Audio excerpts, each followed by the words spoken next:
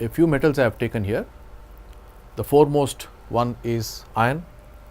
As we have seen how much we owe to iron.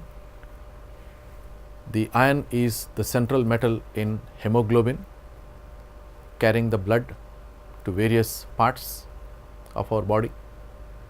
Next is the structures that we make, the steel that we depend on, the entire construction, all these things will have steel. So, the rigidity and the tensile strength of iron in steel is a very important activity. Next, lead. Lead we know is a toxic substance. That is why the petrol that used to carry tetraethyl lead has now been made unleaded petrol, because lead, once it goes into the system, it is very difficult to remove, and the heavy metal will create a lot of toxicity in the body. The same lead is being used in the storage battery, lead acid accumulator that we use in inverters, car batteries or any automobile batteries.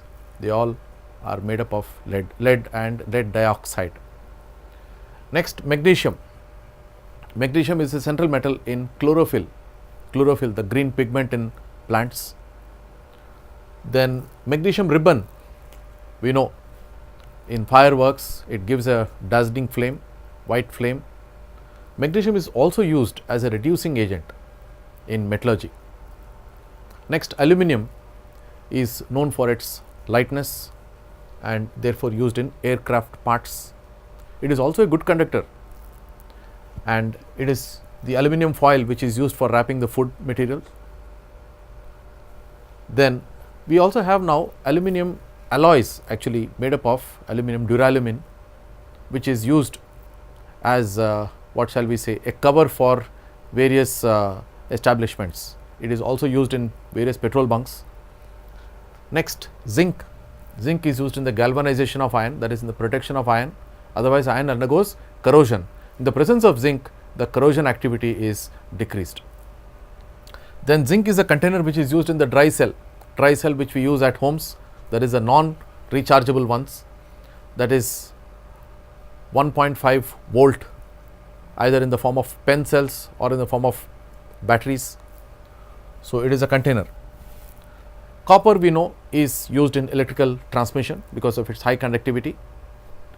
Then copper is the one that is used to make an alloy with gold. Then the same copper is also used in electroplating.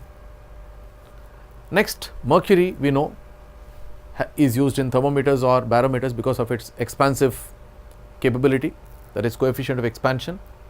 Then titanium is very inert and is therefore used in medical replacement structures, wherever something is broken, the bone part or all those things where the titanium has to go inside the body.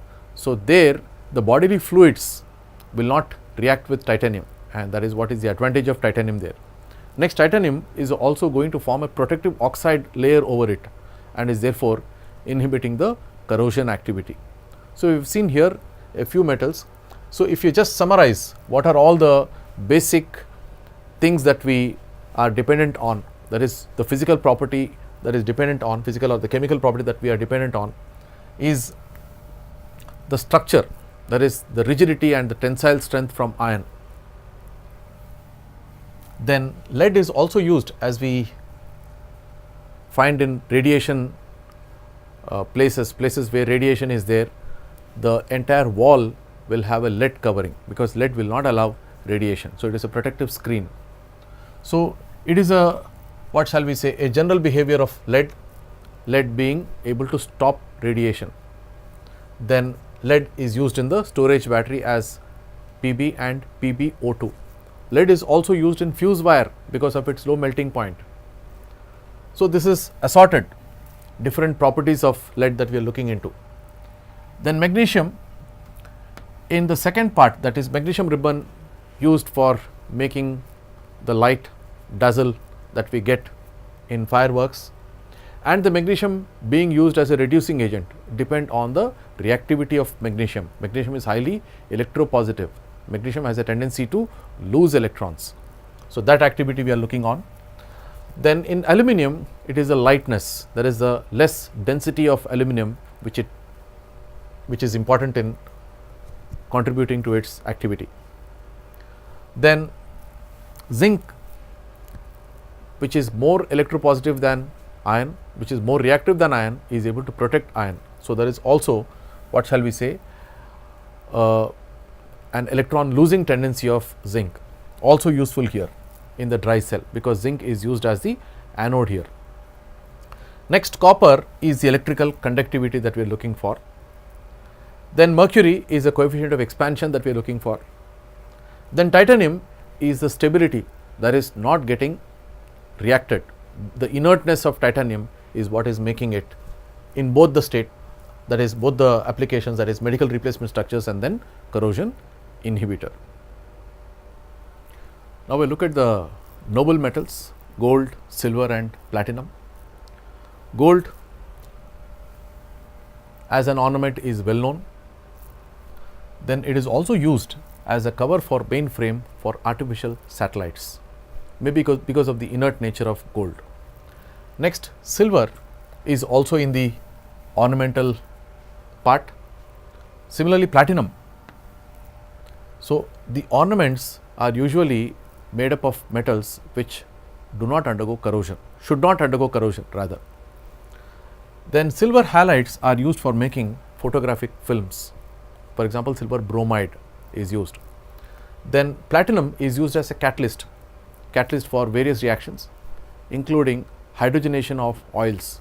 For example, in the hydrogenation of oils, we are going to convert oil into fat, that is unsaturated oil into fat. For example, dalda, we get dalda or vanaspati from vegetable oils. So, there we are using platinum as a catalyst, hydrogenation catalyst. So, like this we have a few applications of noble metals.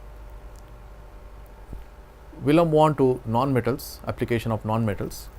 A few non-metals I have taken up here, that is oxygen, nitrogen, sulfur, phosphorus, iodine, hydrogen, chlorine and then carbon. The first one, that is oxygen, is the one that is going to support our life.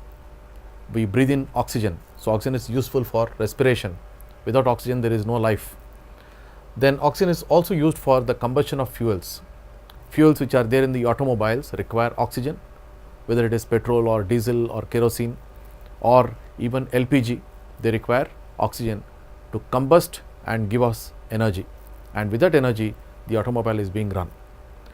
Now, a rocket, when it goes up, we find that the oxygen content is very less. So, it cannot derive oxygen from the air and we require an oxidizer.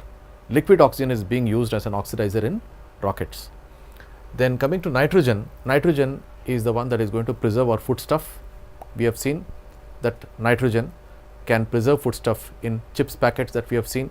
So many packed materials contain nitrogen, because nitrogen does not allow the foodstuff to get oxidized. Getting oxidized is getting spoiled.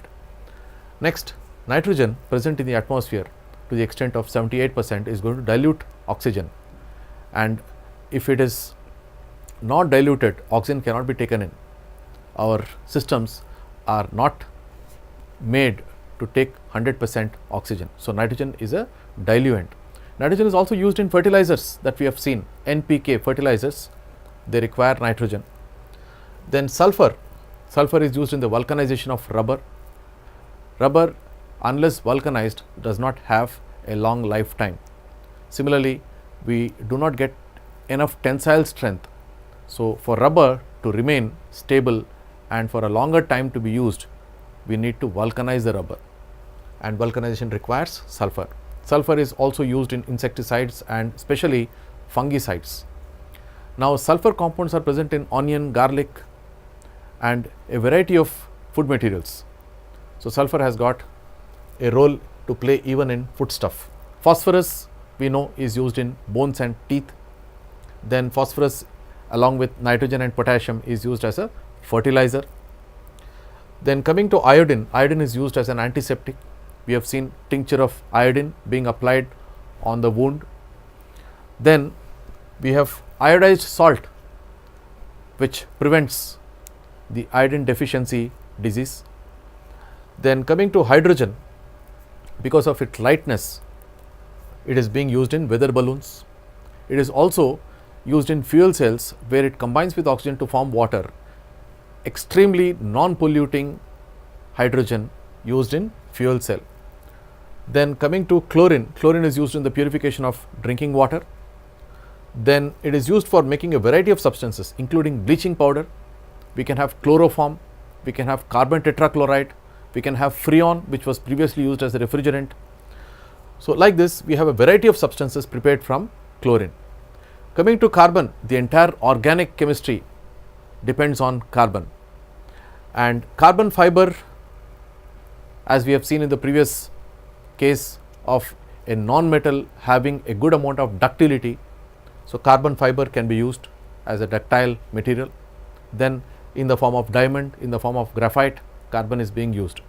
So, we find that applications are plenty for non-metals and metals, and how man uses them is the one that is going to give benefit.